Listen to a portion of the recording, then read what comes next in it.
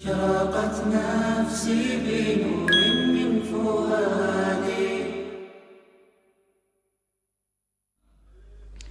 Pada peristiwa perang Uhud, kita telah ketahui bagaimana para sahabat-sahabat Rasulullah itu mereka rela untuk menjadi tameng melindungi Rasul Shallallahu Alaihi Wasallam dari anak panah musuh yang dilontarkan untuk melukai Rasulullah Shallallahu Alaihi Wasallam. Mereka satu demi satu gugur, menyerahkan nyawanya, berkorban demi keselamatan Rasulullah dan demi memperjuangkan agama yang dibawa oleh Rasulullah Shallallahu Alaihi Wasallam.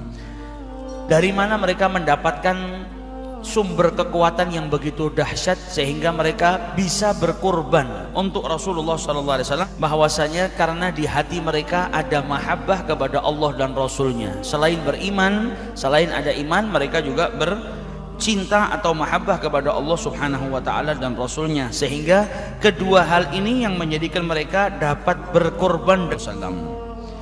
Beliau juga menjelaskan kepada kita bahwasanya manusia diberi oleh Allah Subhanahu wa Ta'ala dua hal. Yang pertama akal, dan yang kedua hati. Akal tujuannya untuk bisa berpikir dan beriman kepada sesuatu yang diwajibkan untuk diimani. Kemudian hati untuk diisi dengan mahabbah kepada Allah dan mahabbah kepada apa yang diperintahkan oleh Allah Subhanahu wa Ta'ala untuk dicintai, dan membenci apa yang diperintahkan oleh Allah Subhanahu wa Ta'ala untuk dibenci. Dan jikalau hati ini tidak dipenuhi dengan mahabbah kepada Allah dan kepada Rasulullah dan kepada orang-orang salihin daripada hamba-hamba Allah Subhanahu wa Ta'ala, maka pasti hati tersebut akan diisi dengan cinta kepada dunia, kepada maksiat dan lain sebagainya. Pada penjelasan yang lalu juga kita sudah bahas tujuannya mahabbah itu apa? Mendorong seseorang untuk melakukan sesuatu yang diperintahkan. Jadi iman saja dikatakan oleh beliau belum cukup kalau tidak ada mahabbah. Iman ibarat cahaya yang menerangi jalan, tapi yang memerintahkan manusia untuk menjalaninya atau yang menjadikan manusia itu bisa menjalaninya adalah mahabbah kepada Allah Subhanahu wa Ta'ala dan juga mahabbah kepada Rasul Sallallahu Alaihi Wasallam. Sebagai contoh, ada seseorang yang beriman kepada Allah Subhanahu wa Ta'ala, namun di hatinya tidak ada cinta kepada Allah, maka dia tidak akan mengerjakan apa yang diperintahkan oleh Allah. Berapa banyak orang yang beriman kepada Allah, berapa banyak orang yang mengetahui kalau sholat itu wajib didirikan, dan beberapa banyak orang yang mengetahui kalau orang yang meninggalkan sholat itu akan mendatangkan hukuman dari Allah Subhanahu wa Ta'ala, namun dia tidak melaksanakan sholat. Akan tetapi ketika iman juga dibarengi dengan mahabbah kepada Allah, maka orang yang cinta itu akan mengerjakan apapun yang diperintahkan oleh kekasihnya dan juga akan menjauhi apapun yang dibenci oleh kekasihnya. Akan mencintai apapun yang dicintai oleh kekasihnya. Allah mencintai sholat, Allah mencintai orang-orang yang bersabar, Allah mencintai orang-orang yang bertakwa. Dia pun akan mencintai hal tersebut dengan melakukannya. Oleh karena itu, selain daripada iman, kita sebagai muslim harus mengisi hati kita juga dengan mahabbah kepada Allah Subhanahu wa Ta'ala dan juga kepada Rasul Sallallahu Alaihi Wasallam. Di sini Syekh Muhammad Said Ramadan Al-Buti kemudian memberikan perbandingan kepada kita atau contoh sebagaimana seseorang yang ingin menegakkan suatu al-fadilah, keutamaan, kebahagiaan atau kesuksesan dan lain sebagainya.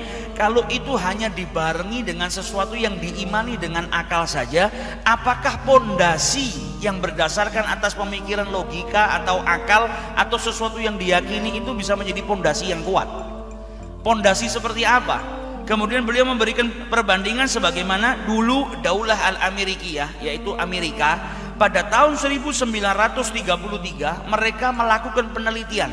Dari penelitiannya kemudian mereka menghasilkan sebuah pendapat bahwasanya minuman keras khamr itu tidak ada manfaatnya bagi manusia, melainkan khamr itu mendatangkan madarat, banyak sekali madaratnya bagi manusia. Setelah diteliti, mereka menemukan suatu hasil di mana minuman keras ini nggak ada manfaatnya, melainkan bahayanya lebih besar. Mereka beriman kepada itu.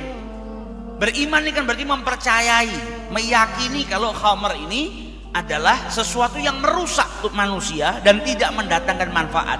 Kemudian akhirnya mereka membuat suatu hukum di mana khamr ini dilarang diminum di mustami'at atau di tempat-tempat umum, nggak boleh.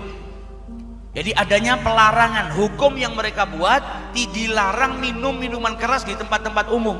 Karena apa? Khamr ini ternyata tidak mendatangkan manfaat, yang ada madarat. Tapi sesuatu yang diimani dengan akal saja, apakah bisa Apakah bisa menjadi pondasi yang kuat? Apakah bisa bertahan sehingga menjadikan orang-orang yang hidup di negara tersebut bisa mentaati hukum ini atau peraturan ini selama-lamanya?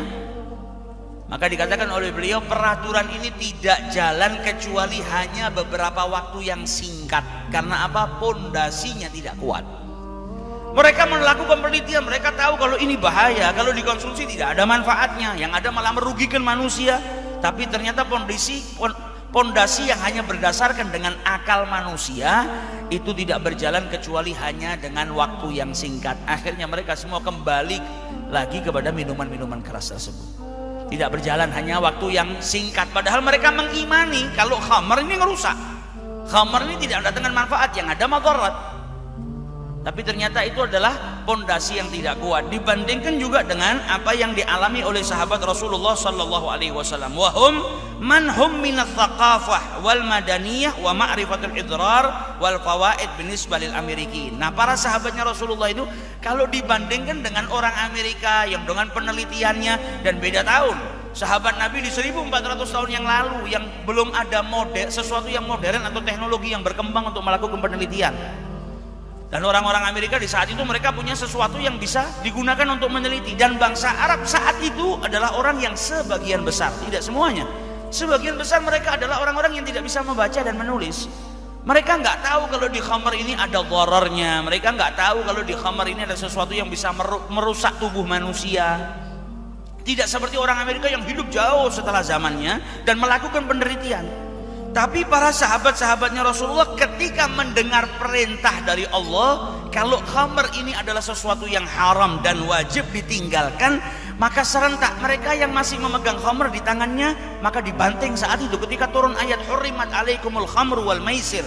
Maka yang sedang megang di tangannya, padahal mereka bangsa Arab ini orang yang kebiasaan minum minuman keras. Bahkan dikatakan zaman dahulu sebelum diharamkan oleh Allah, mereka orang-orang di zaman dahulu bangsa Arab itu sudah kebiasaan minum khamr. Bahkan mungkin lebih banyak minum khamr daripada minum air.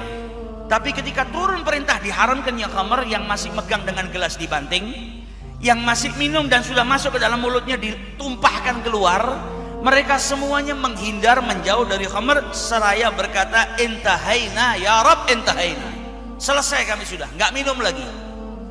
Sama sekali tidak diminum. Dan di sini ada dua perbedaan antara pertama yang dilakukan oleh orang-orang Amerika tadi dengan penelitiannya, dengan keyakinannya kalau khamar ini mendatangkan madarat, dengan para sahabatnya Nabi yang tidak dengar madaratnya, yang tidak dengar manfaat, tidak ada manfaatnya dan madarat, tidak ada penelitian. Mereka cuma menerima wahyu dari Allah, dari lisan nabinya, kemudian disampaikan kalau Allah telah mengharamkan minuman keras ini.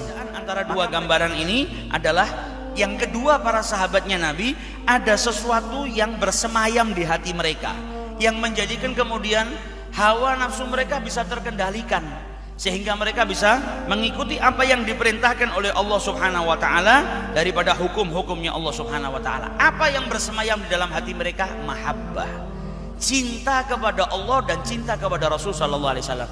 Turun ayat diharamkan khamar, selesai, ditinggal. Gak perlu tahu madaratnya, gak perlu tahu manfaatnya. Kalau sudah itu datangnya perintah dari Allah dan Rasulnya, maka terkendali dengan sendiri hawa nafsunya. Kemudian mereka meninggalkan apa yang diharamkan oleh Allah Subhanahu Wa Taala.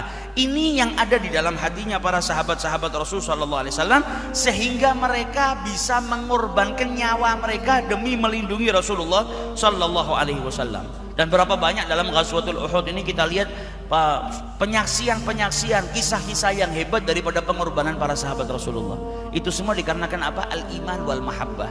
Maka dari itu orang Amerika tadi melakukan penelitian, tahu khamr ini madaratnya banyak, khamr ini manfaatnya tidak ada. Sudah diimani dengan akalnya, dia tahu kalau ini bahaya tapi masih dikerjakan. Kenapa? Cuma dengan menggunakan akal. Tapi sahabatnya Rasulullah dari 1400 tahun yang lalu sampai ke zaman kita sekarang, bukan berarti orang Islam tidak ada yang minum khamr ya. Andai kata kita mau berbicara orang Islam ada yang minum khamr, buktinya masih ada yang melanggar, berarti memang mahabbah di dalam hatinya kepada Allah dan Rasulnya kurang, sehingga menjadikan dia tidak mengerjakan apa yang diperintahkan oleh Allah. Tapi mayoritas umat Islam sampai hari ini, dari zamannya Nabi yang banting gelasnya, yang kemudian mengeluarkan khamr dari lisannya ketika ayat ini turun diharamkan, sampai hari ini ketika ditanya kenapa anda tidak minum khamr, apa jawabannya? Haram. Tidak akan mengatakan karena nggak ada manfaatnya, madaratnya begini. Menurut ilmu kesehatan itu bisa ngerusak kita punya pankreas atau ngerusak kita punya ginjal dan lain sebagainya. Tidak panjang lebar, tidak pakai penelitian. Karena mereka tidak hanya berpandasikan kepada akal, tidak hanya mengimani sesuatu, tapi ada mahabbah yang besar di situ. Maka ketika meninggalkan, kenapa kau tinggalkan ini? Karena diharamkan oleh Allah Subhanahu wa Ta'ala. Seperti mungkin contoh yang lebih gampang, orang zaman sekarang yang sakit, punya sakit diabetes atau sakit kolesterol darah tinggi yang luar biasa, sehingga dia dilarang untuk makan makanan ini yang bisa membahayakan dirinya. Dia tahu kalau saya makan ini kesehatan saya akan menurun atau mungkin saya bisa sakit lebih parah. Tapi apakah dengan pengetahuan itu menjadikan dia tidak makan, menjadikan dirinya menjaga kesehatan? Tidak juga. Berapa banyak orang yang tetap melanggar, tahu ini bahaya kalau dimakan, tetap dimakan. Tapi ketika orang ada mahabbah dalam dirinya, tahu kesehatan itu merupakan kenikmatan yang harus dijaga supaya tidak hilang, juga sayang juga kepada dirinya sendiri, kepada tubuhnya, maka rasa sayang tadi atau mahabbah kepada dirinya dan kesehatan tadi yang mendorong dia untuk tidak melakukan hal-hal yang merugikan dirinya. Nah, itu gambaran supaya kita lebih mudah untuk menggambarkan bagaimana para sahabat-sahabatnya Rasulullah yang punya cinta kepada Nabi melebihi daripada kecintaannya kepada dirinya sendiri. Nah, itu yang menjadikan mereka bisa berkorban untuk Rasulullah, bisa menyerahkan nyawa mereka demi keselamatan Rasul Shallallahu Alaihi Wasallam, karena cinta yang luar biasa dan cinta yang besar kepada Allah Subhanahu Wa Taala dan Rasul.